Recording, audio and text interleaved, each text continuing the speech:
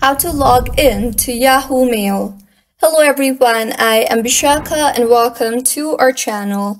Now let's get right into the tutorial. Firstly, go ahead and open your preferred browser and in the search bar, search for yahoo.com. You will be led to the official webpage of Yahoo. Tap on the Sign In button on the top right of your screen and you will be led to the login portal of Yahoo.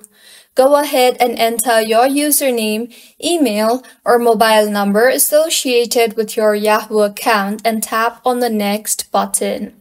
And if you want the device to remember your login credentials, tap on the Stay Signed In checkbox, and if you have forgotten your username, tap on the Forgot Username option and recover your username. You will then be asked to enter your password, so go ahead and enter your password and tap on the Next button.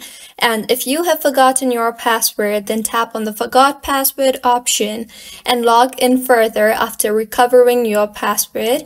And with this, you will be logged into Yahoo Mail.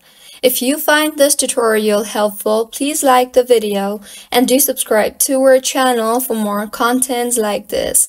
Thank you for staying with us until the end.